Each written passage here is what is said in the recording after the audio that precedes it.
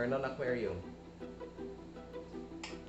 Alright, so guys, it's me again, Tofi. So today I want to talk to you about the DIY CO2 gadget that I bought online. So it came from China, overseas.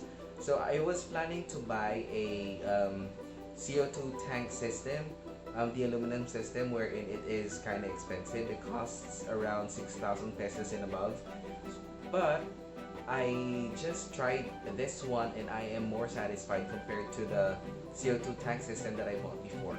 And I really had no luck with that because I really don't know how to keep aquarium plants before, but now I'm starting to really learn. Like a few days ago, I started with a yeast a sugar combination and then it exploded. But this gadget, the gadget for the CO2 DIY CO2 is already on its way when it exploded. So it's a good thing that it came a day after it exploded, and I was able to replace it, and it killed, unfortunately, my guppies, so I had to replace them with a new one. Yeah, so sad. So upon using the yeast and sugar mixture, I have really seen tremendous amount of growth on my plants, especially the lily or the lotus. I don't know, is that a lily or a lotus, or is it the same? I'm not an Aquarius, by the way. I just tried this and I am so satisfied because I can see growth on my carpet already.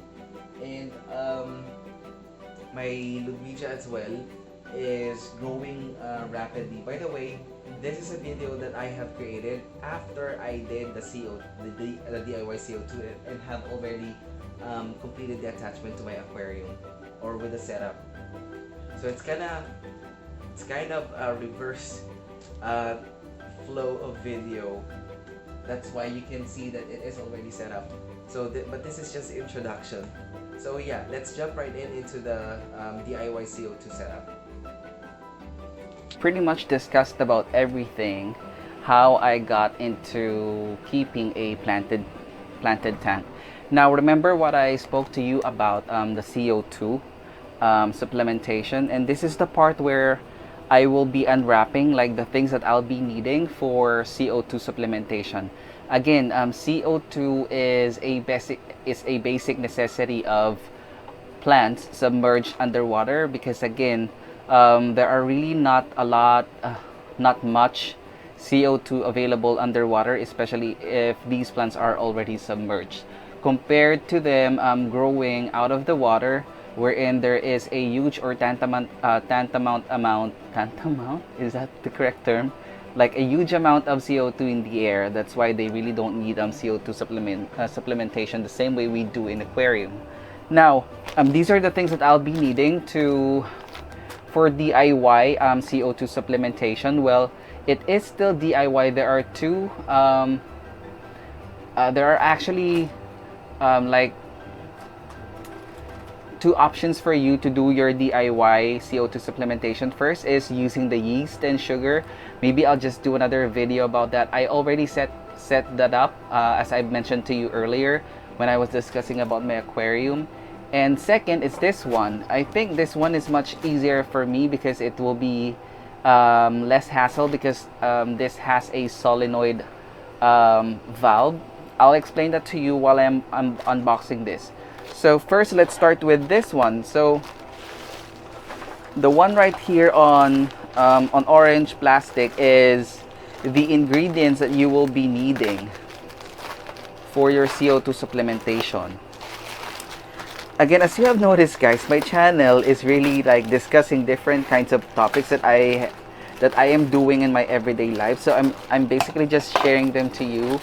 And I hope that you are learning about different things so far. Let me just show this to you.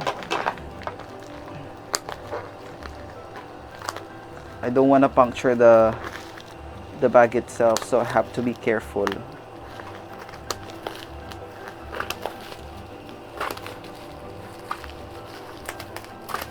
There.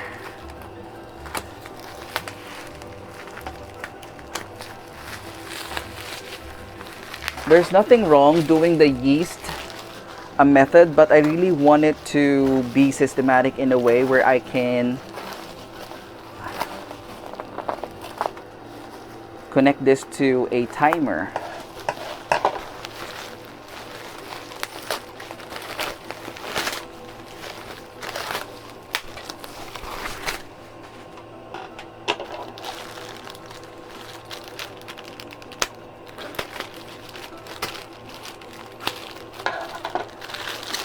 Alright, these ingredients are very cheap, by the way. Yes, they are so cheap.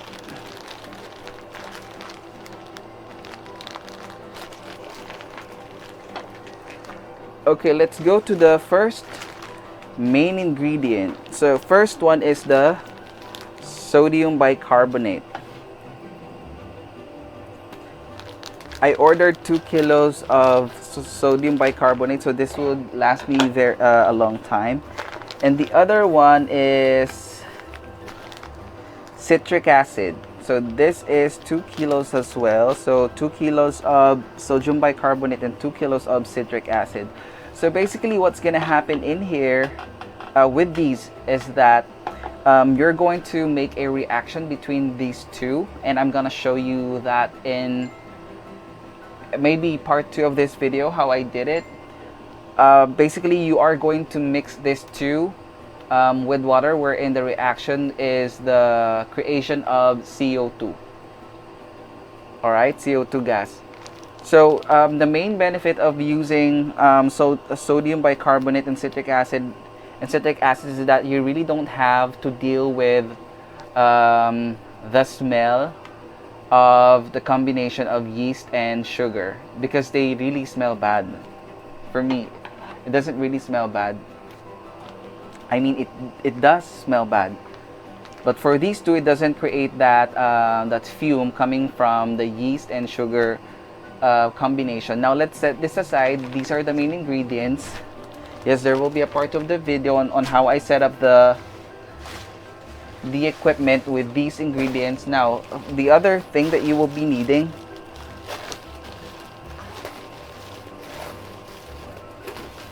is the equipment right here. So if you will be buying like a cylinder or aluminum cylinder for your CO2, that is really expensive. So that's why I just went with this, because I used to have like the cylinder type of CO2 before, wherein I really don't know much about planted tank, but then again I have these high-end equipment and I really don't know how to use it, how to dose. Now that I'm starting to learn and I'm seeing growth on my plants, so I just went ahead with a DIY type of this. So what I got is, let's unwrap this.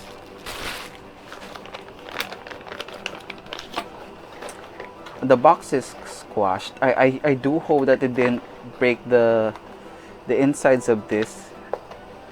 The parts are everywhere. Okay. Let's start with this box then.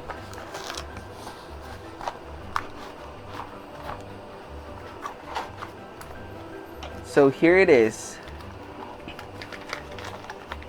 So first, I went with this type of diffuser. This is a diffuser, okay? So you are going to connect this to your CO2 source, and this basically diffuses the CO2 gas. So it will so the CO2 gas will be readily dissolved into the water, compared to having like bigger bubbles. This produces very fine bubbles. And this is the one of the important part of the setup. This is where you will connect the two bottles. This is where you will be connecting the two bottles. So bottle A and bottle B. But I still have the instructions here that we're going to talk about as well. So again, this is a diffuser, and this is the main equipment wherein you will connect the two bottles. I prefer using the 1.5 liter of Coke bottles or any soda bottles, and this is a clear hose that you will connect to your diffuser, and attachment, what do you call this? I forget how you call this. So I'll just call this attachment parts. And this is to control the backflow inside the bottles. And this is basically what you need to connect inside the bottles. And I think this is the bubble counter, and this is where you will connect the solenoid. All right.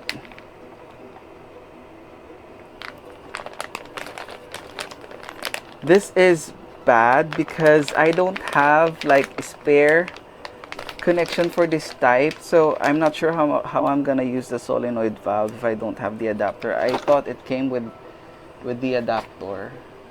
That's bad. So I won't be able to set this up very easy because I still need to look for a compatible adapter for that. Too bad. These are the rubber gaskets. So the idea behind this is that you will be mixing the sodium bicarbonate and the citric acid, and this is the instructions. So it came with an instruction here. It's pretty straightforward, by the way.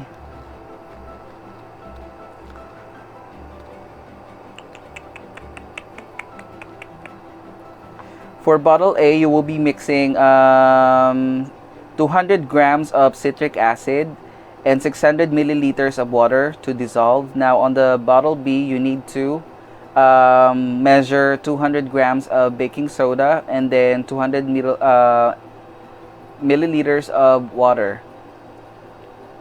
So that's it, and then you have to cover the bottle A and bottle B here. It is labeled here. This one is for the citric acid and this is for the soda. So I'll be showing that on another part of this video where I actually set up and mix the ingredients for you. But now I still need to look for the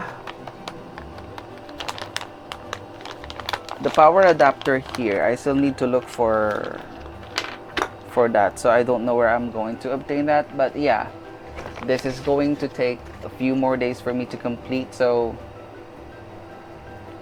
on to the next part. All right, so here we are once again. So we will be preparing the equipment itself.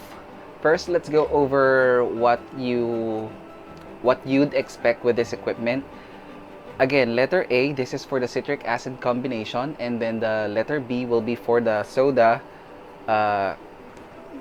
combination. I mean mixture. Citric acid mixture for A, again. B for sodium bicarbonate or baking soda mixture. Now, I prefer not to attach the solenoid valve here yet and the bubble counter. Let's not attach that first, but I'll show you how you will connect the check valves and these two. So okay, so the first check valve should be going here. It should be pointing downwards. There, should be pointing downwards. Okay, now you need to connect this part.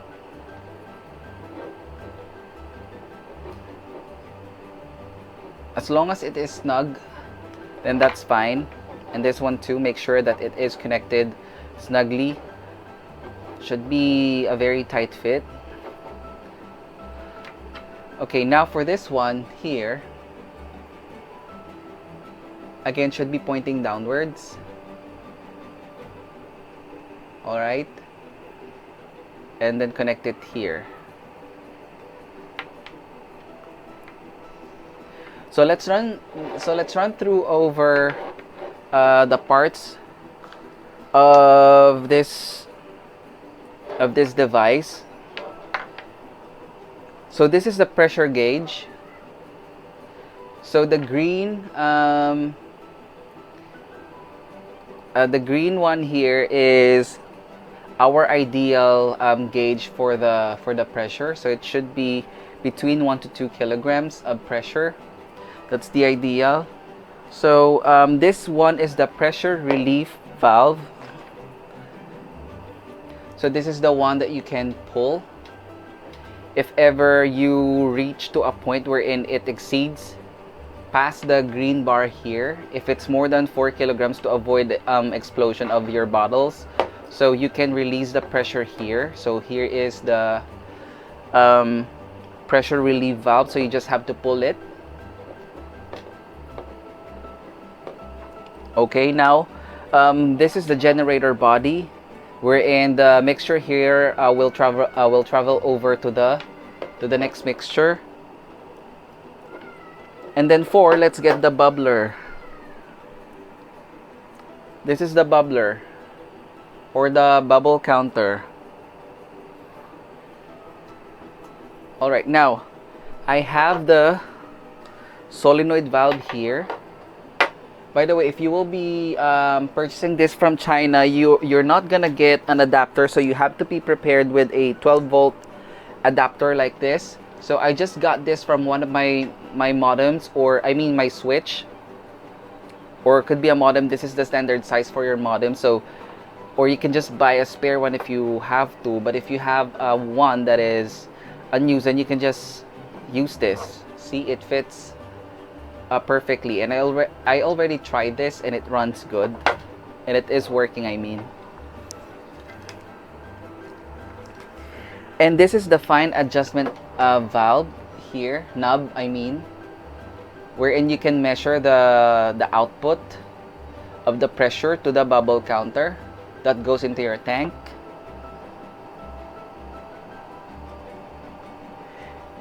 And this one right here is what you call the acid absorption head. And this part right here is the acid deposition prevention valve.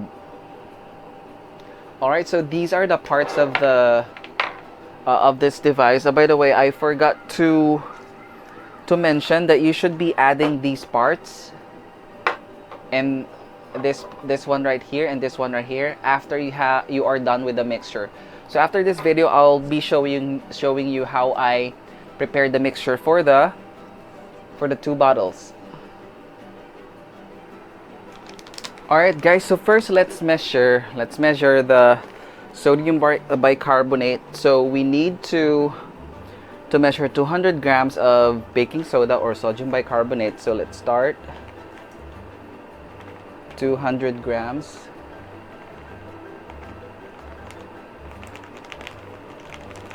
I have been wanting to do this for a long time, and I did my research here as well, and then just went for it.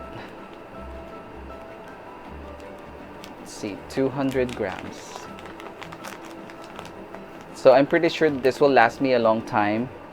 By the way, I bought the sodium bicarbonate online. Oops.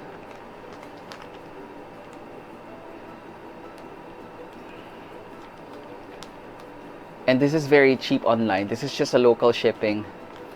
This is a local store here in the Philippines. You can buy it from Shopee. So I think that's enough. I'm so good in measuring. Alright, so this is 200 grams of sodium bicarbonate. So let's set this aside. And then let's measure out 200 grams of citric acid. Feels like I'm doing a science project here. Citric acid, 200 grams as well.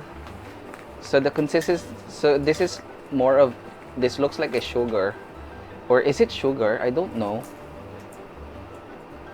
Oops, have to be careful, so not to overdose, basta yun. It's 190, 92, 94, 95.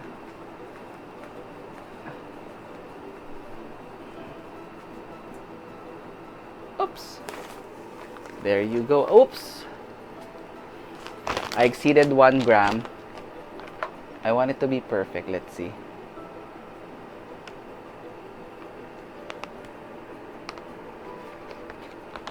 So there, 200 grams exactly. So set this aside. So we will be mixing that in 2 bottles. One moment. Alright, so let's start with the first mixture. So I'll be doing the bicarbonate, I mean the baking soda first. So we will be mixing 200 grams of baking soda with 200 ml of water. So let's put in the baking soda first before the water. So I just did a makeshift funnel here. Let's see if that will work.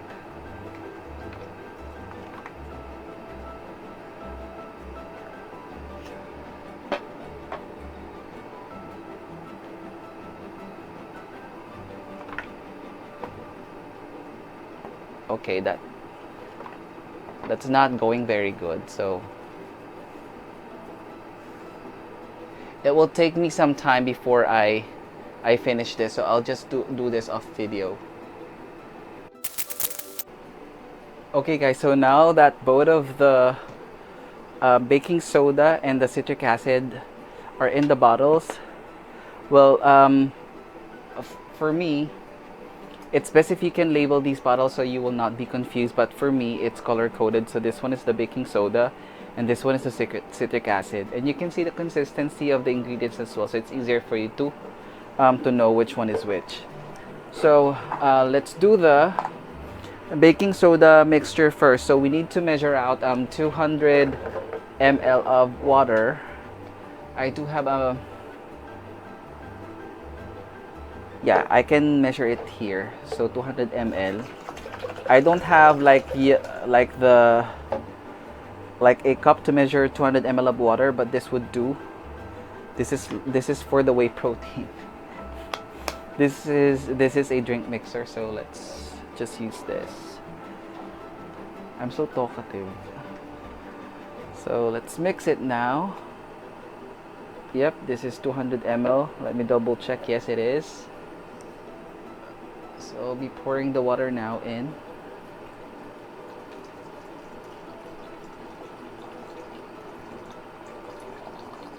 Okay, done pouring the 200 ml of water. Let's shake this. Let's get the other mixture in here. There.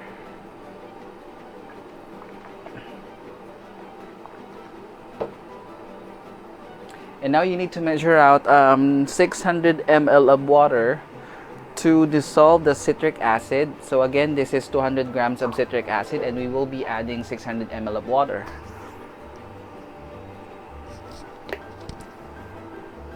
So 600 ml.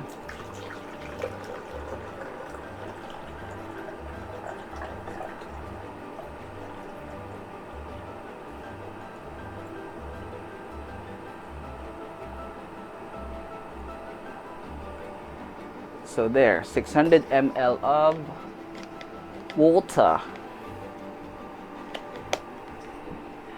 And then you need to pour it inside bottle B.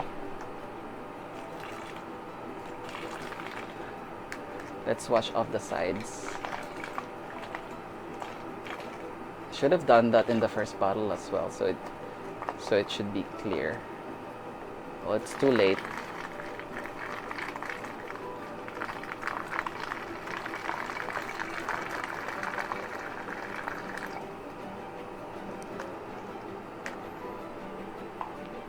So once the water is in, let's set this aside first.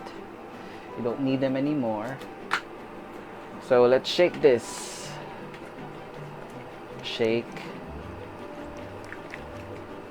So you need to we need to make sure that it is fully dissolved.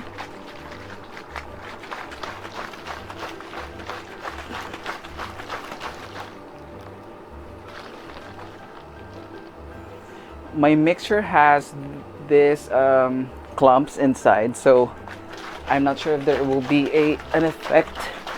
So I'll just need to ensure that I shake this bottle to dissolve those as well.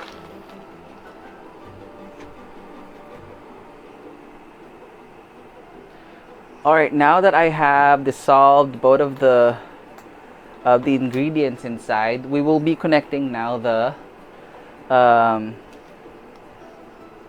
device. Is that the device? The contraption.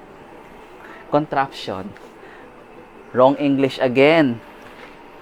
So we will be connecting this now.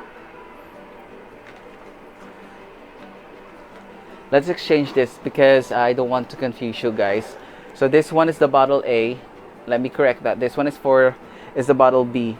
This one is for the citric acid, and this one is for the baking soda.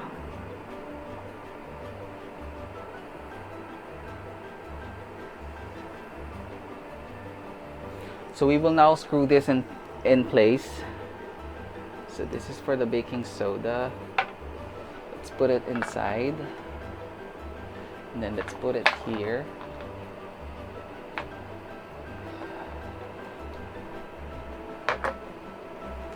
Let's clean the rim of the bottles first. Hold on, let me get a tissue. To ensure a tight fit, clean the sides of the mouth of the bottle to ensure that we can secure it properly. So there, it's done. Let me do the citric acid first.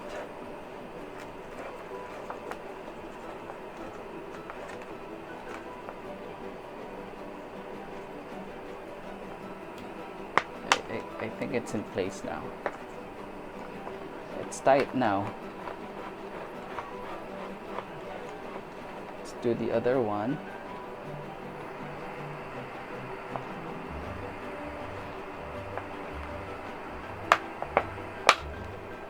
So the first thing that you need to do here is to ensure that this one is open when you push the bottle A.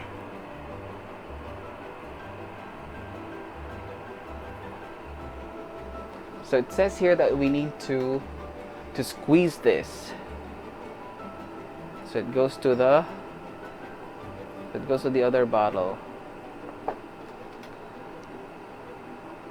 Let's open that first. Squeeze it. There. Ooh, there's a reaction, and then I need to close this. Close that one. So we're trying to build a pressure. Need to shake that.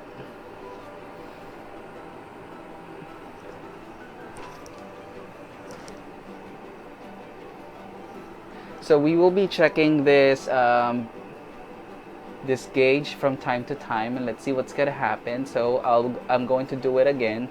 So I'm gonna squeeze it. Need to open this. Forgot again. Need to squeeze it, and then I need to close it. And let's see the pressure. So as you can see, the pressure is starting to build now. So you may want to have a pressure between the green bar here. So it signifies that the pressure is now within 1 to 2 kilograms. Okay, let's do it one more time. Open this one a bit. See, you can see that there is already a pressure building up. So let's try to squeeze it for the reaction now. Let's see, the pressure is starting to build up, and the bottles are actually getting hard. Let's do it one more time.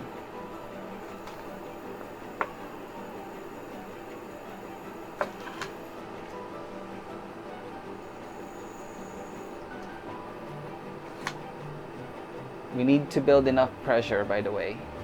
So we have to do it one more time.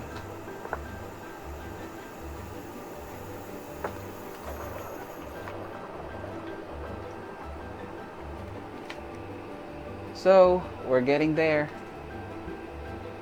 One more.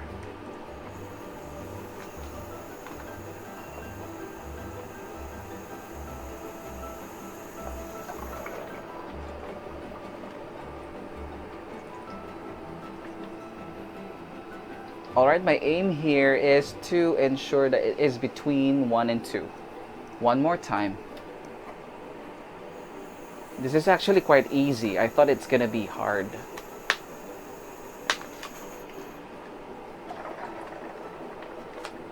So there, it's now on the middle of it, so the pressure is now enough. Now what we need to do is to connect the other attachments here. So as you can see, the pressure is now at green. So I think we are okay now. So if you want to adjust the pressure, you can pull this. You can pull this part right here. So to relieve the pressure, if there's too much pressure building up, you may want to release some gas.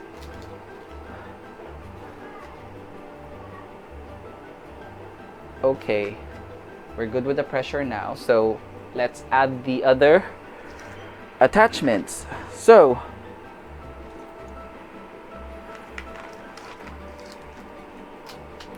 you need to have a rubber or an O-ring. You need to have an O-ring, and then we will be connecting this.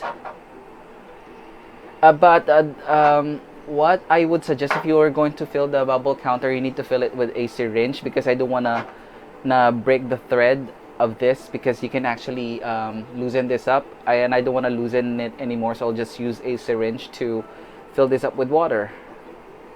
Okay, so we will be connecting that now to the solenoid valve, this one. And we will be connecting this to my aquarium after. I'm so excited! Okay, where is that?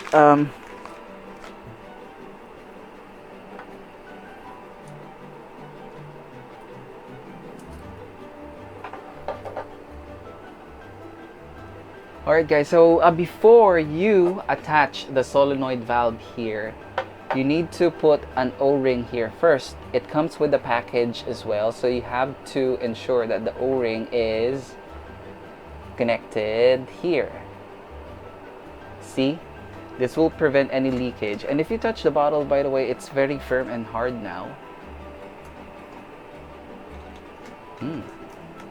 Science project. So yeah, let's now connect this one right here. Let's connect it first. Let me just change the angle of my camera. Hold on. So once you have placed the O-ring here on top of this, you can now connect your solenoid valve. Well, the importance of the solenoid valve, the reason why I got this package with the solenoid valve is for me not to worry about turning on or turning off the this device, because I don't want to go into my aquarium every day just to turn on and off the, what do you call this, the CO2 system. That's gonna be a hassle for me. So I can just connect this to my timer, so it automatically turns on with my aquarium lights. Well, preferably this should turn on like an hour or 2 hours before the lights go on, but I'll just try it with the aquarium because I don't have any extra what do you call this, timer. So I'm using a digital timer for this that is connected to my Wi-Fi, so I can always connect it with my smartphone. And I'm gonna make a video about the smart plugs as well. It is very useful for different types of applications, and you can actually smartify your home. Okay, so that seems to be a snug fit already. Now I'm gonna fill this up with water. So this is gonna be your bubble counter. So this is at the bottom, so it goes right here. And then you have to fill it with water, at least 3 quarts of this. So I'm gonna use a syringe to fill this to fill this. Okay, let me just get a syringe.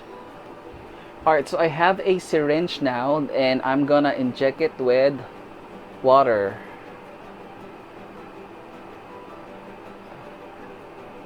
So 3 ports for better visibility. There. By the way, guys, I also ordered the drop checker for the CO2. I mean the CO2 drop checker. I also ordered that online, but it hasn't come to me yet. So I'll be doing another video on that and how you are going to use that. So once you have filled it up with water, let's just remove the bubbles. I don't know if I can remove that. Hold on. There. Just have to invert it to remove the bubbles. So once you have removed the bubbles, you can now connect this at the top of the solenoid valve. Let me just rearrange. There, so it's clear now.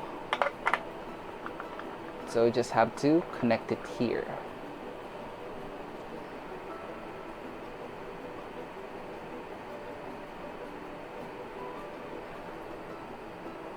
I really don't want to tighten it, like super tighten it, because I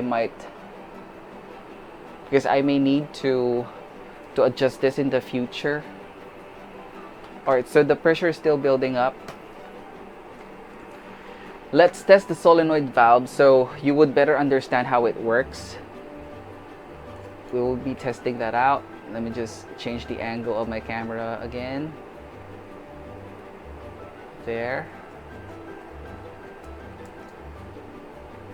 So let's test the solenoid valve. So again, the adapter I'm using here came from one of my internet switch. So let's just plug this in. Let me just look for an available plug. Hold on. Let's try to release some bubbles first. Hold on.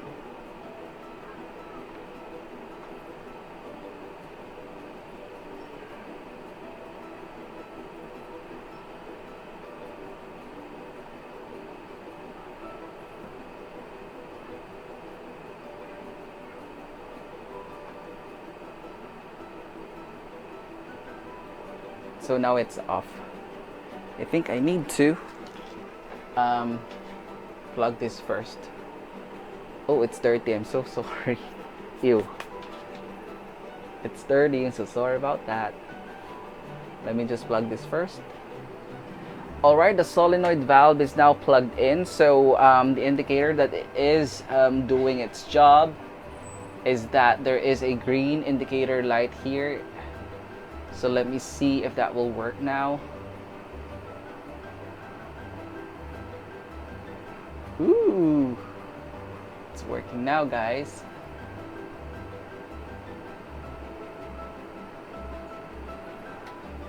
So I think I am all set, and I am now going to connect this to my aquarium. Okay, so as you can see, the recommended bubble per second is 1 or 2, so that is just enough. I'm pretty happy with my purchase, by the way. It doesn't look really nice, but then again, you can always hide this behind your aquarium. So I'll be connecting the solenoid valve to a timer, so it automatically turns on when my aquarium is on, and it will automatically turn off when my aquarium is turned off.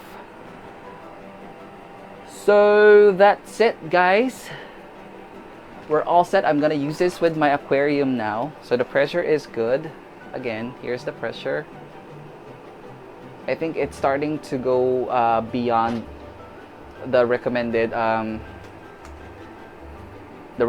pressure, but then again, I can just relieve the pressure here anytime. All right. So I'll be connecting this to my aquarium now. Okay.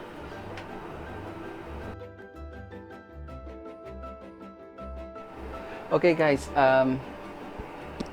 I also want to talk about this type of diffuser here that came with it, that came with this. So this is all aluminum. Yes, and the good thing about this compared to the glass type of diffuser is that you can actually replace this one. So you know that using glass diffusers, the this part right here doesn't last very long. I think this is made of ceramic, so you can just replace this anytime. Sorry, it's out of focus. So again, this disc right here usually doesn't last long in a glass type of diffuser, but on this one you can always replace this. You can just buy this around like 1 cent, one centavo, or 1 centavo, I mean $1 dollar for the replacement of this one, or 50 to 60 pesos. You can actually replace this one. So that's a good option if you, that's a good feature if you choose to use the aluminum type of diffuser, because you can always change this one, the ceramic diffuser inside. Alright, so I'll be connecting this. See you later. Okay guys, so here's my final setup for my planted tank. So as you can see, here's the bubble counter, and I've set the bubble counter to 1 bubble per second. And that is a check valve, and this is the solenoid valve.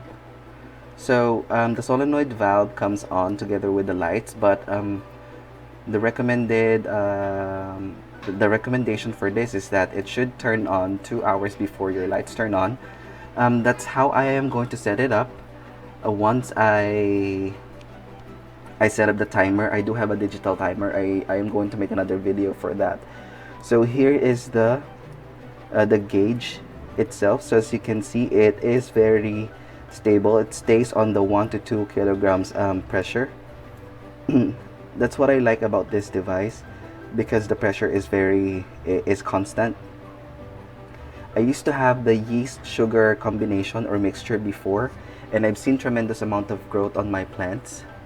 And by using this as well, this system as well, I'm going to show you now. As you can see, there is a tremendous amount of growth in just 2 days. So this is 2 days after I've set up the DIY CO2. I wasn't able to take a video of the fresh setup. By the way, this aluminum diffuser here, once you have connected it to your DIY CO2 tank, it will create large, or I mean big bubbles. So it wasn't like this when I initially set that up. So in order for you to get this kind of bubble size, you need to soak the disc itself for at least 1 to 2 hours. So after you soak your disc into the water, then you will get very fine bubbles, as you can see now. So I really love this diffuser now. You will get like bigger bubbles occasionally, but that's tolerable. But this is how it diffuses the CO2 over my tank, and in just a matter of days, I've seen tremendous amount of growth. And you will see the super red Ludwigia here. It's very red now. When I bought this, it used to be in color green, and that plant over there, I forgot how you call that. The leaves aren't like that before, so the leaves are kind of rounded before. And this one, there's a lot of growth happening on my lily or lotus.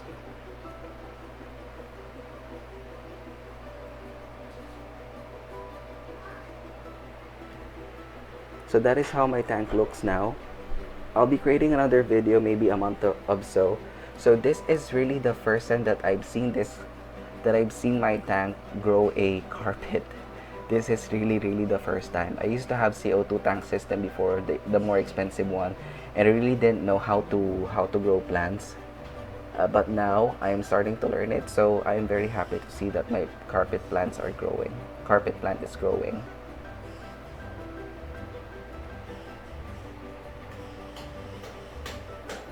And I just want to talk about this fish as well. This is a Caesar tail guppy, and I really love these guppy. Uh, they do have really, what do you call this? These fishes have personalities, by the way. They love to nibble on leaves, so I am guessing they are omnivores. They want to eat algae as well, because I always see them nibbling on leaves. Their main diet is the beta pellet, and they love the pellet, but I need to crush them because they have very small mouth. So that's it, guys. I'll give you an update after a month or so. Bye for now.